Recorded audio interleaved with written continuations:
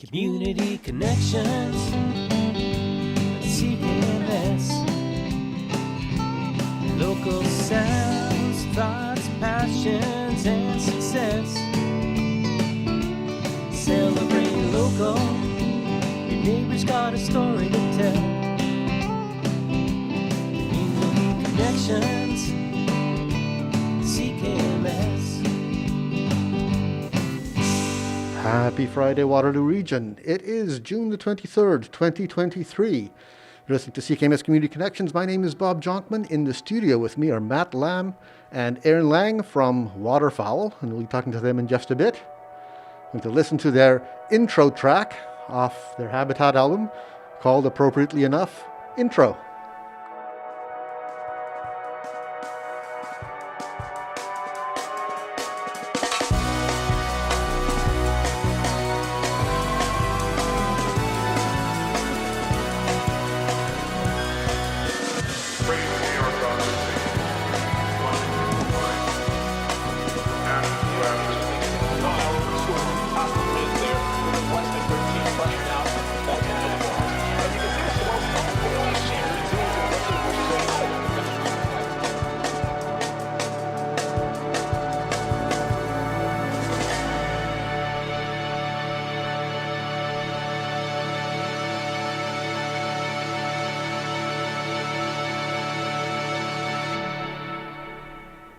A very good intro to Waterfowl.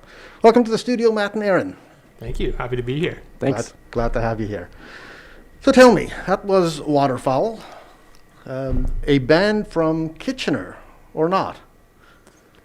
Well, we like to say we're from Kitchener. We're kind of from both Kitchener and Toronto. We grew up in Toronto, and Matt here went to school at Waterloo for university. Okay. And then I moved to Kitchener to live with him in 2022, I think, for a year. And then that's when we made the album. So we're both from Kitchener and from Toronto. So the album was made while everybody was in Kitchener. Yeah, that's right. All right.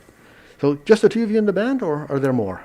We have two other members who aren't here today. Ben Easton, he's from Brantford, and Calvin Wu in Toronto. Okay. He's our drummer. Okay, drummer and Ben plays guitar and keyboards.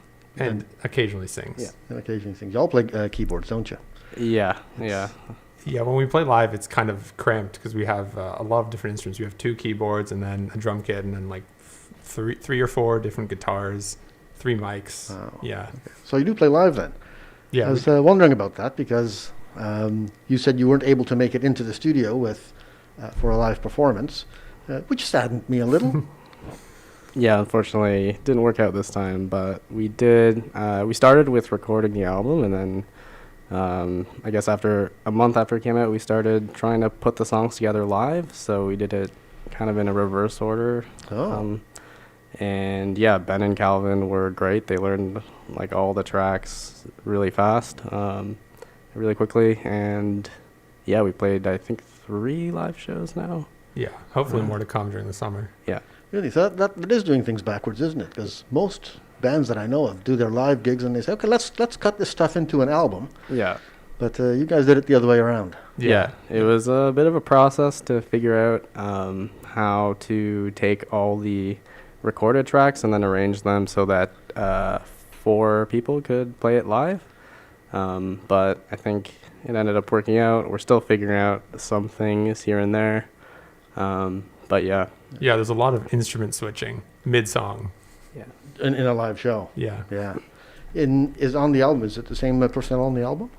So the album was written by me and Matt and recorded by me and Matt. And then after when we decided to play it live, then we asked Ben and Calvin to join. Yeah. Because you couldn't do the overdubs live on stage and Exactly. the like. Right. So No. what's it like doing that? What's it like trying to adapt something from a studio performance into a live performance? It's interesting. I think we just try and keep the spirit the same. Like we don't necessarily try and recreate all of the parts because we weren't really thinking about playing it live at all when we recorded it. So I think as long as we can get like the core of it down, then that's really what we're going for. Right. There's a lot of fans out there who might have been listening to the album expecting to hear exactly the same thing on stage. What do you do about that? Yeah, I'm not sure if we have that problem of fans yet, but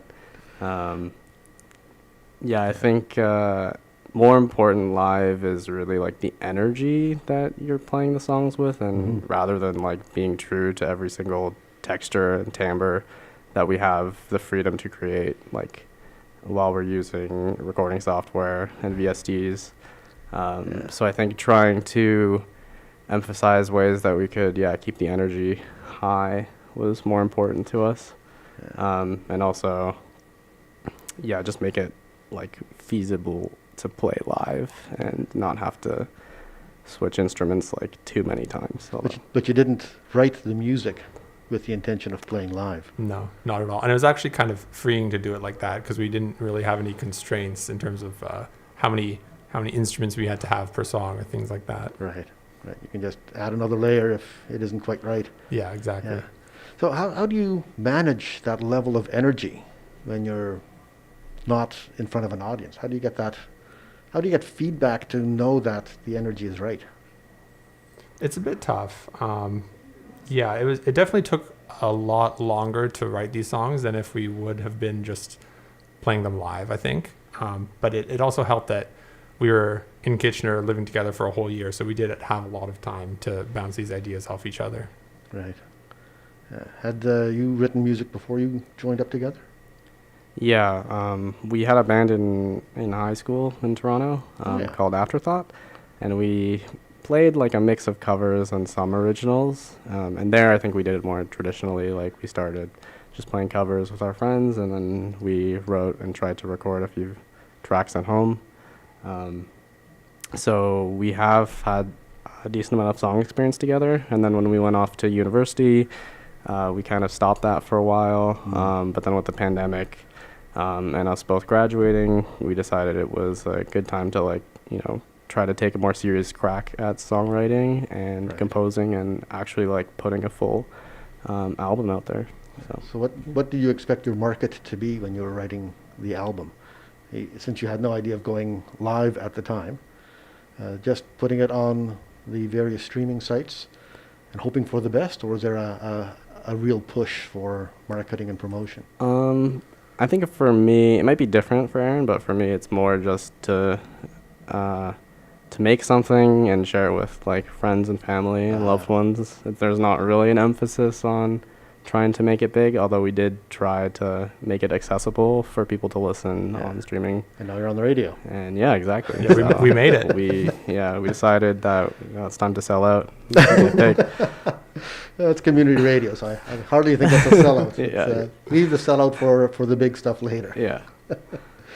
So having one album under your belt, did you record with your Toronto band back then? Is there other recorded music from the early days? We did, yeah. It's not, I don't think it's available on streaming services and anything. It was just like very, very amateur stuff because we didn't really know what we were doing in terms of producing or anything yet. Okay. So not something you want to put on the radio? Maybe later, maybe in the archives. Okay. Yeah, the hardcore fans will know what the SoundCloud is for that. Yeah. Okay, well, I will do some internet stalking and see if I can dig it out. And you never know if you might hear that stuff on the radio at some point. So now you've got this one album out. You're just leaving it on the various streaming services, or are you getting a promotional push? Because you're looking for gigs as well.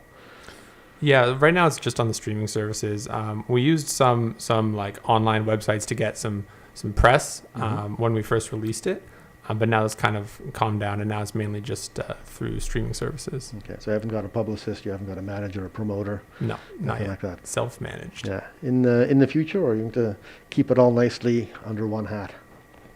I don't know. That's something we haven't really thought about. I know there's a lot of musicians out there that want to keep it all for themselves because there's some loss of control, some influences on their creativity if they have somebody else doing the management for them.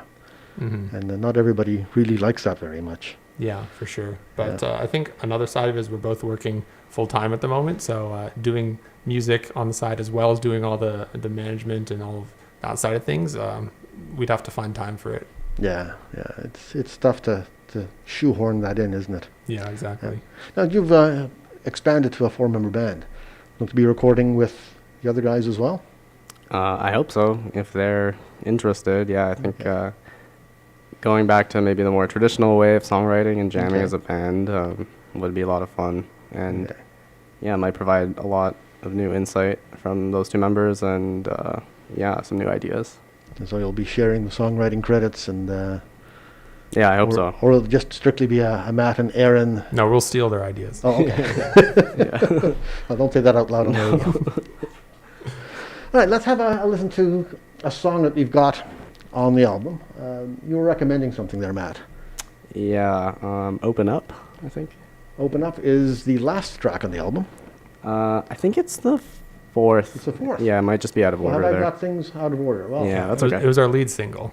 okay. Yeah, it might be screwing it up. So you did promote stuff as individual tracks then, not just I think as a complete album. We released 3 singles to try to build up the hype.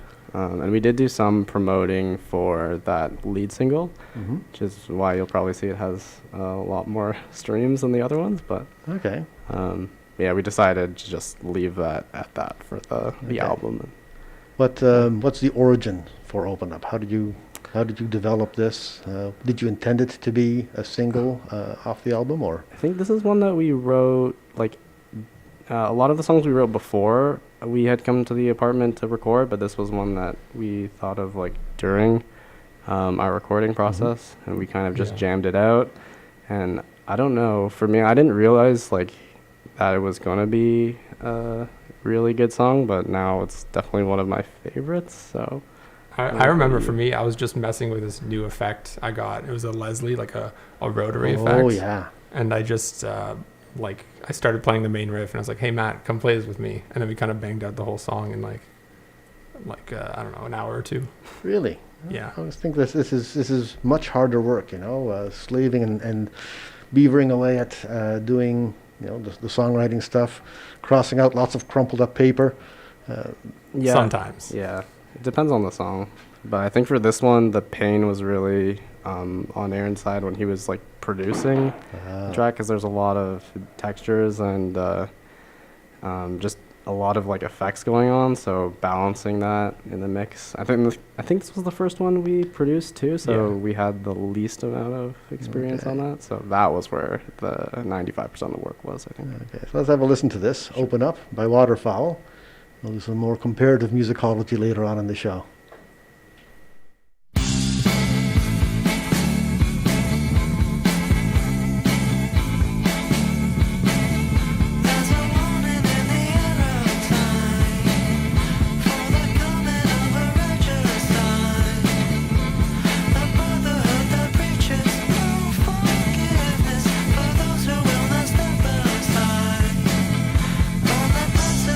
Breaking through, a little faith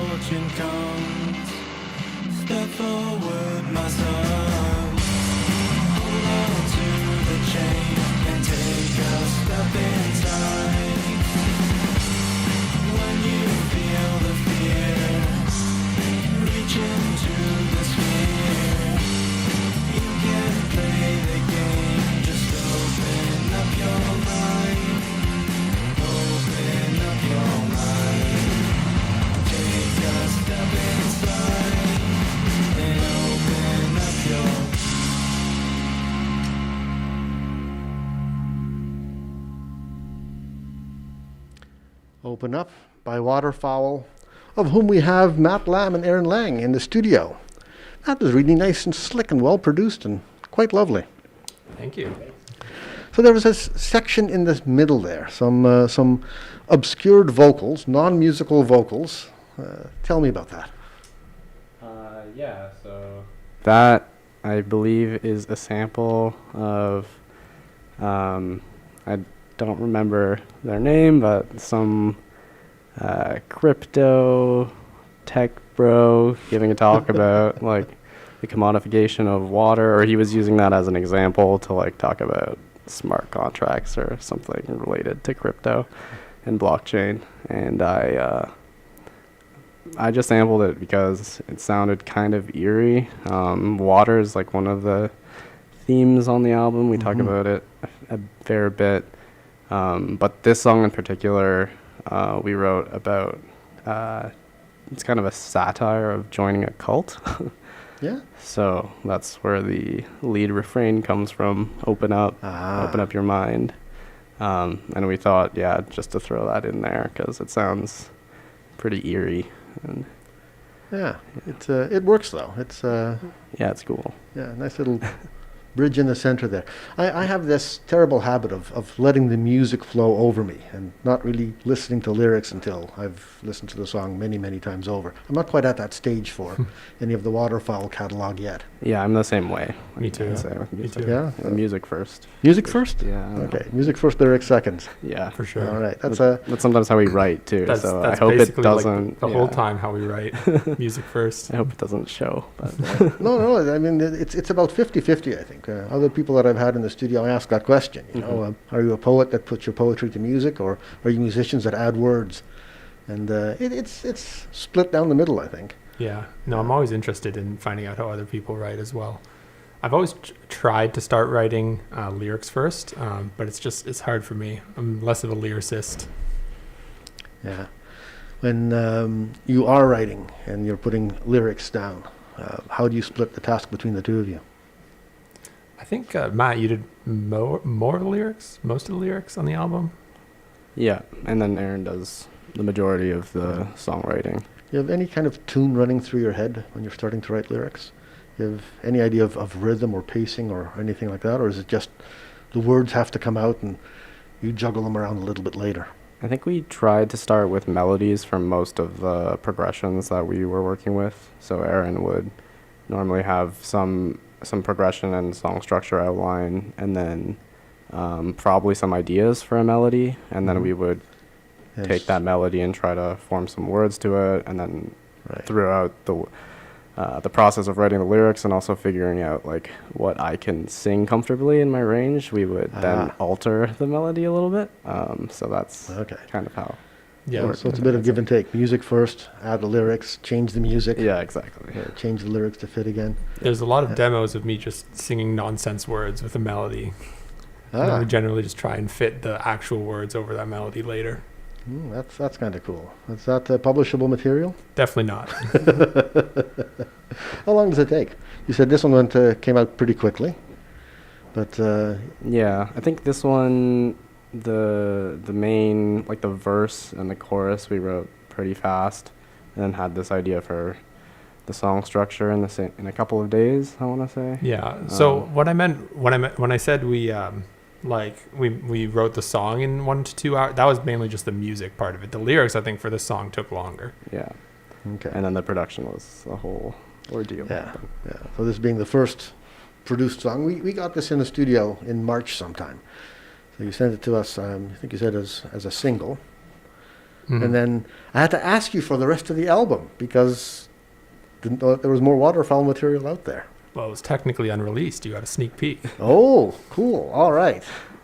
Listen to CKMS FM for all the up-to-date stuff. That's right. So it's released now. Yeah, it was released in April. Okay. Big party? We actually did. We had a release party at the supermarket in Toronto. Oh. Not a supermarket. It's No. Yeah. a bar called Supermarket. Yeah. Yeah. Yeah, that was fun. Is that sort of the home base for Waterfowl? Not necessarily. We've just played the one show there. We just thought it was a good venue, good location. Yeah, turned out pretty well. Yeah, there was a small incident with a fire that in their furnace system that happened like after the first band played. But thank you to the Toronto Fire Department for coming in and fixing that. So we actually managed to finish that show, which I thought at that time, we were Evacuate the building. gonna have to evacuate. Play outside on the sidewalk. Yeah, exactly. Yeah. So That's got to be pretty Worked out. traumatic. You hear that there's a fire in the building and you got all your instruments and your entire livelihood sitting on stage. I guess it's the side gig. This is a side hustle for you. yeah, we weren't sure if But, it was still. the smoke machine or Actual smoke. Actual smoke. Yeah. Yeah, well, that's a good, exciting tale for liner notes on future editions of the album. Yeah, that's a great one. And that opening band, Miss May, they're from Brantford, but they can always say they played so hard they caught the fire. Set the joint on fire. Yeah. That's pretty cool. That is. So you had a couple of other shows since then. Yeah, we had one show at the Horseshoe Tavern Oh, in cool. Toronto. Well, that's a big place. Yeah, that was Yeah. cool. We played on one of their new music nights. And then just a few weeks ago, we played in Brantford at Two Doors. And that was a really sick show. Shout out to the guys at Bummer Records, but they put on some really cool shows pretty much every week Excellent. at that bar. And yeah, the crowd turns out. And it was 60s night, so everyone was dressed in their hippies attire. Yeah. Yeah. Not 60s music though. This is Not really. something you've called dream pop. Yeah, I don't know if we agree with that label anymore. Oh. But yeah, we've heard that it's hard to self-define genre, I guess. Yeah, and I've heard dream pop before. It's Yeah. it's not unknown in our library. Yeah. I mean, we were pretty influenced by Always and Sweet Trip, Beach House, that kind of music, I think, for a lot of the tracks. So I think it makes sense. Mhm. Yeah. How varied is your catalog? I mean, you're playing other music other than just the stuff that's on the album here. You said you were doing covers in an earlier band. So how varied is your repertoire? Is there headbanging metal in there? Not quite. But we do play some covers when we play live. Like for 60s Night, we played a couple 60s covers. And I would say even on the album, there's a pretty wide breadth of genre in there too. We do have some stuff that's pretty influenced by dream pop. We also have some more electronic songs, some more just psychedelic rock songs. So, yeah. Yeah, when you started off with Intro, and we started off with Intro here, that reminds me very much of a band called Syrinx, Toronto band from, the 1970s, I think. So when I first heard that, I figured, oh yeah, I know what this is all about. And then it wasn't, because it's definitely Waterfowl, not Syrinx. Yeah, have to check that out. Yeah, it's a good band. Yeah, I think we wrote that song last. We were just Really? we did an intro. Yeah. Yeah, no, we did write that last. Wow. That's, But no, I like that. I like what we came up with. Yeah. I'm proud of that one. Is you said the theme of the album is water? Yeah, Is one that of the just things. based on the name of the band? Or is the name of the band? Yeah, partially. I think, I don't know. We just used water as a metaphor a lot in the music. So Yeah. It's also about finding a home, just because, me personally, I was moving around a lot during COVID, especially. So I think just being in Kitchener and being settled got me thinking about finding a place to live, finding a home, a community. Right. So that's a lot of what the album talks about as well. Okay. And you said you started in the middle of COVID. That's kind of unusual. A lot of bands couldn't get gigs at all. They spent a lot of time holed up, maybe writing some music, doing some stuff online. But you started up a band in the middle of all the trauma. And I guess the trauma isn't entirely over yet. I'm sitting here wearing a mask still. So, Yeah, I mean, for me, it was just something to do, because we couldn't really go outside. We couldn't really go to live shows or anything anymore. So the next best thing was to just start a band and write our own music. right. And that worked out with just the two of you. How'd you come across the other guys to fill out the band? Ben is one of my good friends from I met at university here at University of Waterloo, and Calvin is in another band called Shoe Bear that my partner saw I think a few years ago they played somewhere in Uptown Waterloo, and we had one drummer initially who unfortunately had to drop out because of personal reasons. So before our first gig, we had like 3 or 4 weeks, and we had to scramble to find a drummer. So we both messaged this band, Chew Bear, who my partner put me in touch with, about playing with us for that show. And then when we were looking for other drummers, their lead singer and songwriter Michelle said, our bassist can drum for you because he loves playing drums. And so it really worked out well. Cool. So Waterfowl's already had the personnel churn. Yeah, unfortunately. Yeah. Well, it's going to happen, right? Yeah, exactly. As long as you've got somebody that's in tune with the band, it's probably working out okay. Yeah, we're really happy with how quickly our additional band members have been able to learn all the material, because it was definitely not an easy task. Yeah, it's got to be tough, coming into a band, with established songs already and having to learn everything in a matter of days. Yeah, it's one thing if there's if there are covers, so you might already know them, or there's like tutorials for it and tabs, but this is all like material that they'd never heard before, so they're super thankful that it worked out. And so how do you get the music to the other members that weren't part of writing it? We sent just the music files, and then whenever they needed more detail, more clarity, I would just send them their isolated tracks just from the actual production. No sheet music?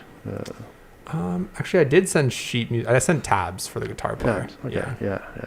Anything like Lily Pond, software that you use to turn music into musical notes? I did experiment with that at one point, but I didn't find that it worked very well for me. No? Yeah, okay. I found it was easier to just write it down myself. Yeah, and I think a lot of musicians are probably better off listening to the music, because a lot of the new bands are doing exactly that. They're just passing along music files, individual tracks, rather than relying on written notes. So not at all how I expected music to be, but it's evolving. It's evolving. Yeah, definitely. Yeah. Got another one?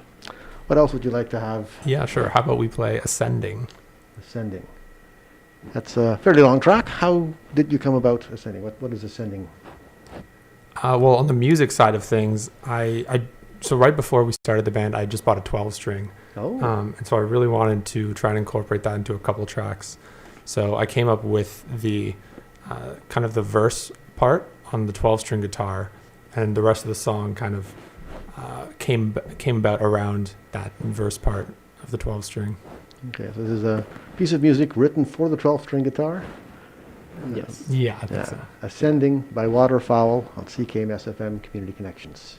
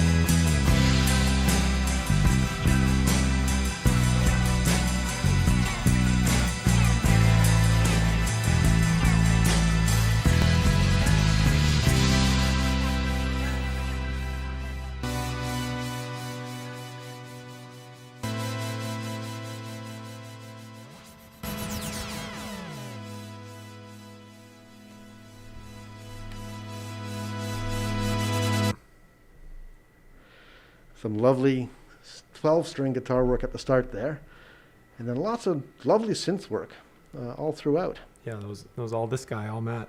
Yeah, that's really cool. I like the synth stuff. Thanks. Yeah. You said you write for some other instruments intentionally. Pick the instrument, write the music for that particular instrument, and create the song out of that. How does that work? Does that mean you're constantly having to go out and buy new instruments? Sometimes. I did that with the 12-string. I was kind of feeling in a rut with normal guitars, so I went and bought one. And yeah, Matt's written some songs for the synth before too.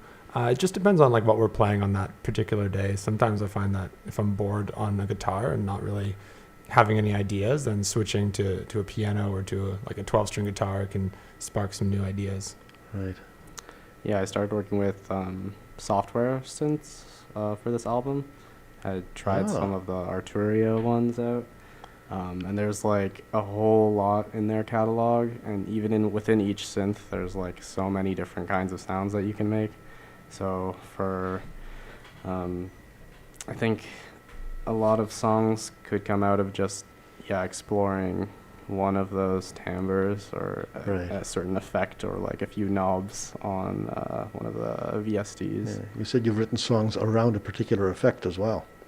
Yeah, so I guess Open Up was one of the examples for the Leslie effect. Right. I'm not sure.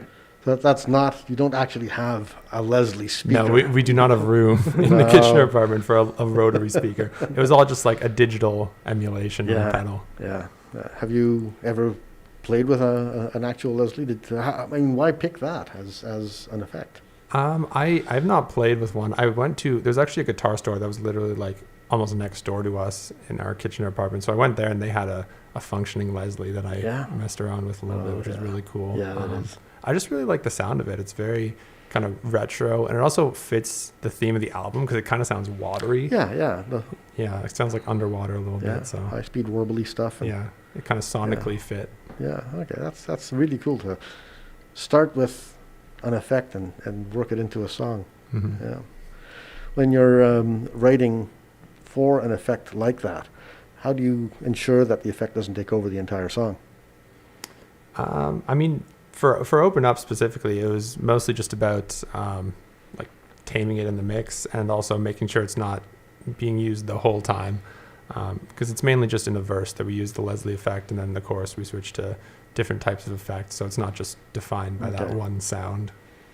Okay, so you've got a bunch of songs written for instrumentation, a bunch of other songs that are focused on just the music.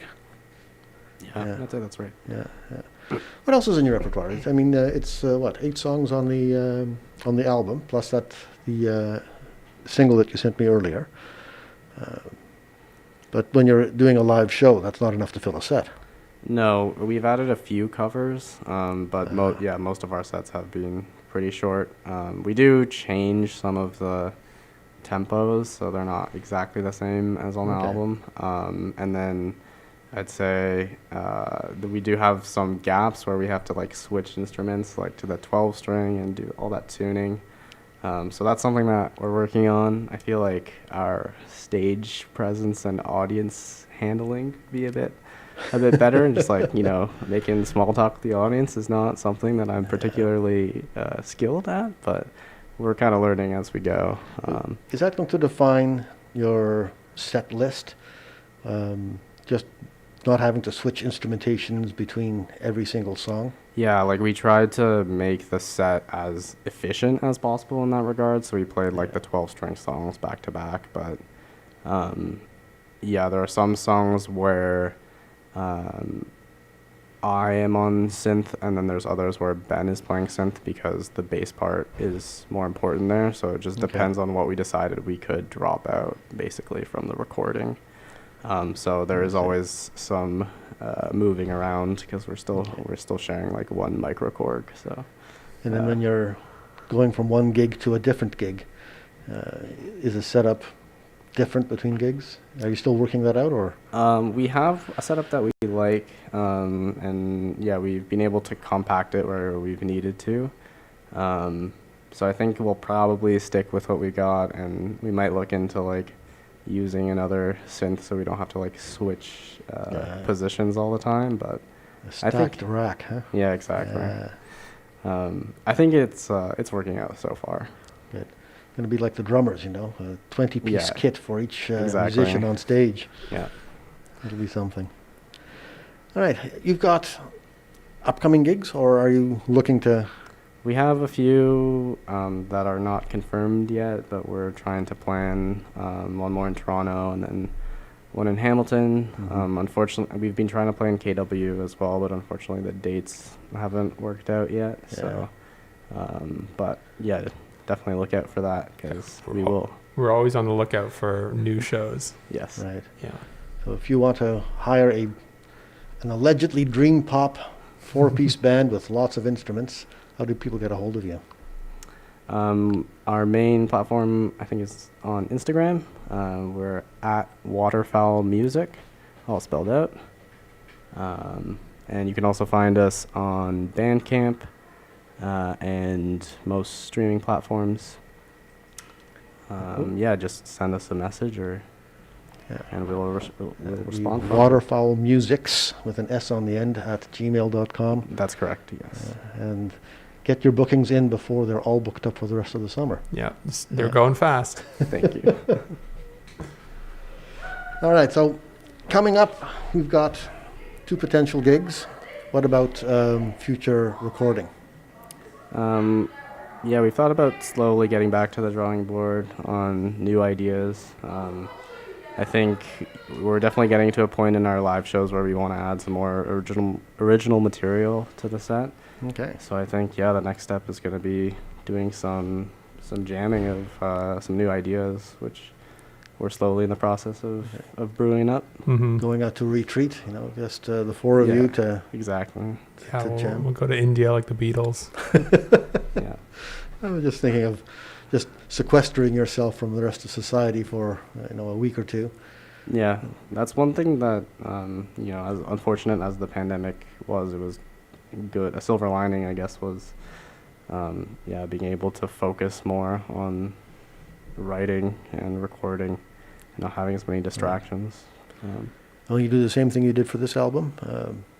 Write it as an album first and then bring it out to your live audience, or will you? I think now that we have the option to play them live, we'll probably workshop them a bit with a live audience just to see what works before we actually start recording and producing them. Okay. When you do your production, the last production you did this album, of course, was just the 2 of you working together. What's your setup like? We had kind of one room that was our living room and also the dedicated music room. It had like all our amps, all our mics. We used an electronic drum kit because there was no way we were going to get away with an acoustic kit in the apartment that we had. And neighbors might object. Exactly, especially because we were on the top floor. I don't think that would have worked out. And then basically I just did all the production just in my remote workstation in my room. Wow. And that took a long time, you said, because it's all new creative juices that need to be developed. Yeah, exactly. And for me, like, that was really the first thing that I've ever kind of produced like that. Like, I never really did the production for our band in high school. So in addition to actually producing the songs, I just had to basically learn from scratch how to produce an album. So as you're doing that, as you're putting it together for the final edition, do you find that you need to change the music as you're going, stuff that doesn't work, but you only notice that when you're in the production phase? I don't think so. I wouldn't say there was anything like that. If anything, I had to stop myself from like adding so many things because I kept on like adding little textures and little licks here and there. Like eventually it was just too much. I had to cut it off at some point. Too much tweaking, never perfect. Yeah, right? exactly. Yeah. It is, it's hard to know when you're finished when you don't like set a deadline for that kind of thing, because you could really keep going forever and never feel like you're done. So at some point you just have to call it. Yeah. Have you ever had to work to a deadline? Have you had commissioned work that client says have this done by tomorrow or else? Not as part of Waterfowl, no. Yeah. Okay, so need to get you some commercial writing gigs, Yeah, not till we score a movie. There's an idea. There's an idea. When Waterfowl became Waterfowl, did you intend to have the water as a theme for your music? I think that was before, but like we came up with the band name before the album ideas, really. Okay. It was just something, we like the word waterfowl. I'm a very novice birder, I would say. So cool. We were scrolling through, we were looking at like different bird names because we were like, oh, maybe we could name ourselves after a bird. And then we scrolled past the waterfowl section and we thought, that was nice. That's cool. We lived right by Victoria Park too, which is home to many, many geese. And then the 2 famous swans. So we would see them like every day. So, yeah. That's good backstory there. Yeah, it's nice. There's another band called Waterfowl that caused me a bit of difficulty when I was trying to look you folks up, and so Waterfowl Music is the band name to go to. Yeah, they'll be hearing from our lawyers. Just kidding. Yeah. Waterfowlmusic.bandcamp.com to get the right one, and Waterfowl Music on Instagram as well. Got another track to pick out? Yeah, why don't we play All My Time? All My Time. It's on the top of my list, alphabetically first at any rate. Where'd this come from?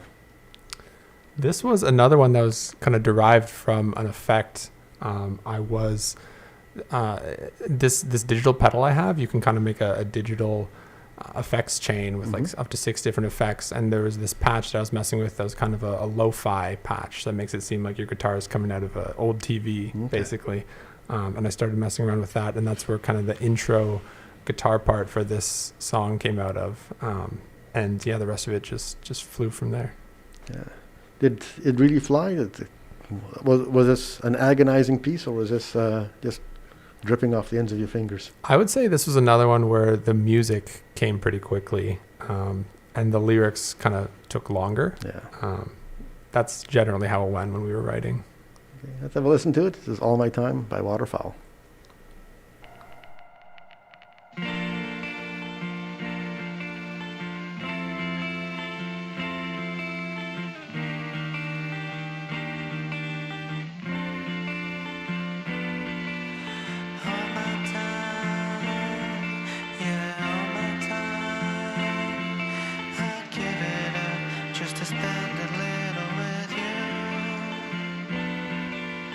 By my side.